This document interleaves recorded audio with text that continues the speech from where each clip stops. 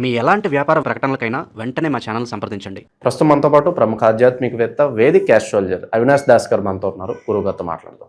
నమస్కారం గురుగారు. నమస్కారం అండి. ఓం నమ శివాయ, ఓం నమో వెంకటేశాయ.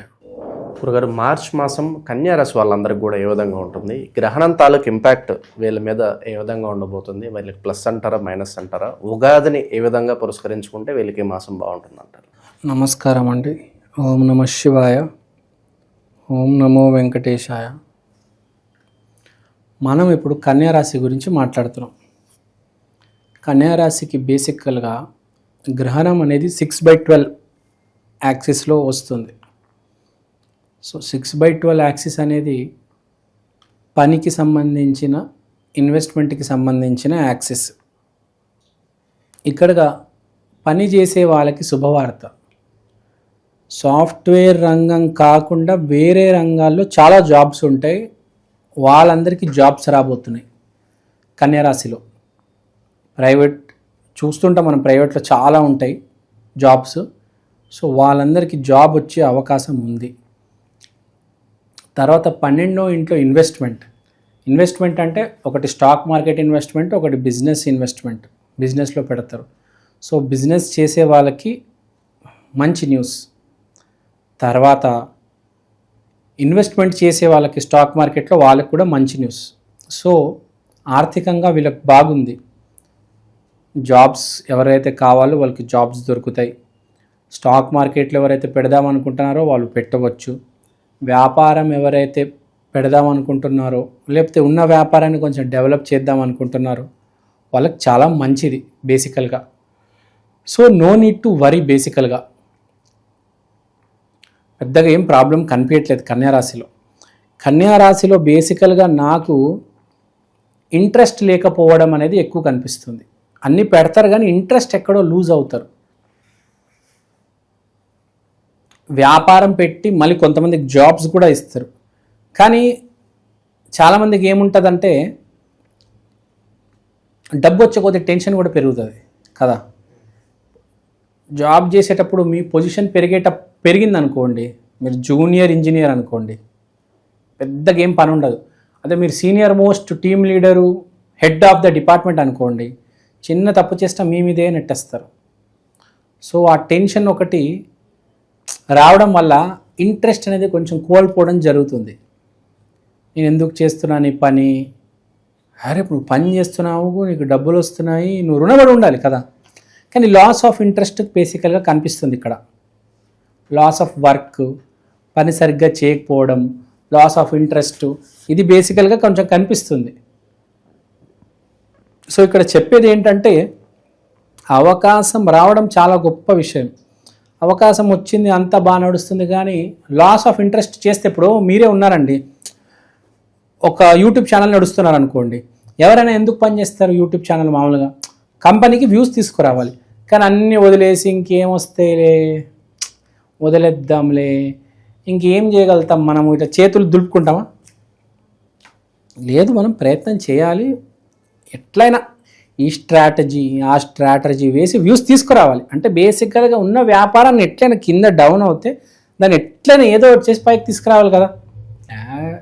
ఇంకేం చేస్తాంలే, ఎన్ని పునుగులు వేస్తాము, ఎన్ని మిర్చీలు వేస్తాము, ఎన్ని సమోసాలు, ఎన్ని కచోరీలు వేస్తాము, అమ్ముడు ఓట్లేనప్పుడు ఇంకెందుకు వేయడము? వెయ్యాలి, వస్తారు, ఆ నమ్మకం ఉండాలి. ఛానల్ ఇంకా వీడియోస్ చేయాలి, ఛానల్ డెవలప్ అవుతుంది. చేసి బొక్క ఇలాంటి పిచ్చి పిచ్చి ఆలోచనలు అనేవి రావడం జరుగుతుంది కన్యారాశి వాళ్ళకి. సో వీళ్ళందరికీ నేను చెప్పేది ఏంటంటే don't lose hope. House the జోష్ అంటే హాయ్ సార్ అని చెప్పాలా, వెరీ లో సార్ అని చెప్పకూడదు. ఒక ఎనర్జీ, ఒక బూస్ట్తో ఉండాలా కన్యారాశి వాళ్ళు. బేసిక్గా వీళ్ళకి చెప్పేది నేను, అసలు అవకాశం రావడమే చాలా గొప్ప విషయం కదా. అలా ఇప్పుడు మీకు విషయం చెప్తాను, డిప్రెషన్ వచ్చింది అనుకోండి మనిషి డౌన్ అయిపోతాడు. అలాంటప్పుడు మనం కొత్త కొత్త విషయాలు నేర్చుకోవాలి. ఇప్పుడు రాములకి చైత్రమాసం వస్తుంది కాబట్టి చెప్తున్నాడు. రాముడు సడన్గా అతనికి వనవాసం ఇచ్చారు 14 years. వనవాసం వచ్చినప్పుడు అతను ఏమైనా డౌన్ అయిపోయాడా? లేదు, ప్రతిరోజు యాక్టివ్గా ఉన్నాడు అతను. ప్రతిరోజు ఏదో ఒకటి కొత్తది నేర్చుకుంటున్నాడు. నా రాజ్యం కోల్పోయాను, నా దగ్గర డబ్బులు లేవు అని ఏ రోజు లేడు. ప్రతిరోజు ధర్మం పాటించాడు. మన శాస్త్రాల్లో ఉంది, ఏది ఏమైనా ఇవాళ ధర్మం పాటించు, ఇవాళ స్ట్రాంగ్గా ఉండు మానసికంగా, రేపు ఏదైనా జరగవచ్చు, ప్లస్ మైనస్. ఇవాళ మనం ధర్మం పట్టుకొని ఉండాలా, ఇవాళ పని చేయాలా, ఇవాళ చదవాలా. కాబట్టి కన్యా రాశి వాళ్ళకి చెప్పేది ఏంటంటే బుక్ తీసి చదువు, పొద్దున్న ఆఫీస్కి టైంకి వెళ్ళి కూర్చో. ప్రాఫిట్ వస్తుందా రాదా, ప్రాఫిట్ కోసం ఎప్పుడు పని చేయకూడదు. మనం ఏ పని అయితే మనకి ఇంట్రెస్ట్ ఉందో ఆ పని చేస్తూ ఉండాలి, ప్రాఫిట్ వచ్చినా రాకపోయినా. అది ధర్మం. ఒకటే పని చేయాలి. విరాట్ కోహ్లీ క్రికెట్ ఆడతాడు, ఈరోజు డక్అవుట్ అవ్వచ్చు, రేపు సెంచరీ అవ్వచ్చు, ఆడా లేదా, అది పాయింట్. అలా ఆడితేనే కష్టమైన సమయంలో అతను భారతదేశానికి కష్టం వచ్చినప్పుడు అతను నుంచొని గెలిపించాడు కదా, ఎన్నోసార్లు చూసాం. ఎందుకంటే అతను డక్అవుట్ అయినా సెంచరీ కొట్టిన ప్రాక్టీస్కి వస్తాడు, ప్రాక్టీస్ చేస్తాడు. మనకు తెలిసి చాలామంది డక్అవుట్ అయితే ఇంక ప్రాక్టీస్ రావడం మానేస్తారు, రూమ్లోనే ఉండిపోతారు. అట్లా any day you have to work. ఏదైనా జరగవచ్చు, నీ డబ్బులు పోవచ్చు, డబ్బులు రావచ్చు, అనవసరం. నువ్వు కష్టపడు. ఒకటి గుర్తుపెట్టుకోండి, ఎవడైతే కష్టపడతాడో, ఎవడైతే ఏది అనుకున్నాడో దాని మీద ఎవడైతే నిలబడతాడో వాడికి సక్సెస్ వచ్చి తీరుతుంది. నమస్కారం అండి, నేను మీ ఫేవరెట్ ఆస్ట్రాలజర్ అవినాష్ దాస్ మాట్లాడుతున్నాను. ఇవాళ నేను మీకోసం ఈక్షన్ ఆస్ట్రో వాల్ క్లాక్ తీసుకొచ్చాను. అంటే మీ కళ్ళెదురుగా ఉండే పంచాంగం. దీంట్లో మీరు రాశి, నక్షత్రం, తిథి, మంచి సమయము, యమగండాలు ఇవన్నీ చూడొచ్చు. దీంతో పాటు దేవుడి బొమ్మలు, శివయ్య, ఆంజనేయ స్వామి, వెంకటేశ్వర స్వామి. సో ఈ వాచ్ అనేది చాలా యూనిక్ వాచ్. ఇది ఇండియాలో ఫస్ట్ ఆఫ్ ఇట్స్ కైండ్ అండి. ఇలాంటి వాచ్ ఇప్పుడు దాకా రాలేదు. This is our first version. దీని తర్వాత 2.0, 3.0 అని touch screen versions, digital versions చాలా రాబోతున్నాయి. దీంట్లో జరిగే డిజిటల్ ప్రోడక్ట్ ఇంప్రూవ్మెంట్, దీంట్లో జరిగే రీసెర్చ్ ఇప్పుడు దాకా ఇండియాలో ఫస్ట్ టైం అండి ఇది రావడం. ఈ వాచ్ మీరు ఇంట్లో పెట్టుకుంటే మీకు ఏ క్యాలెండర్ అవసరం లేదు. ప్రతి సంవత్సరం క్యాలెండర్ కొనడం, ప్రతి ఉగాదికి క్యాలెండర్ కొనడం, అవి ఏమీ అవసరం లేదు. ఇంకా అయిపోయింది, వాళ్ళు రన్లు కొట్టేశారు, ఇంకా మనం ఏం కొడతాంలే, మనం ఓడిపోతాంలే అని చాలామంది అదే జరుగుతుంది. ఆడు కూడా విరాట్ కోహ్లీకి విపరీతమైన నమ్మకం తెలుసా, అందరు అవుట్ అయిపోతూ ఉంటారు, వీడు ఒక్కడే నేను గెలిపించేస్తానులేనా ఇలా అనుకుంటాడు. చాలాసార్లు అట్లా అనుకున్నాడు కాబట్టి భారతదేశాన్ని గెలిపించారు. అదే మన ఇండియన్ టీంలో కొన్ని ప్లేయర్స్ ఉంటారు, అభిషేక్ శర్మ, ఇషాన్ కిషన్, సూర్య యాదవ్, వీళ్ళందరూ ఇంకా అయిపోయిందంటే ఇంకా అందరూ ఒకటేసారి వికెట్లు పడితే ఇంకా అందరు పడిపోతారు.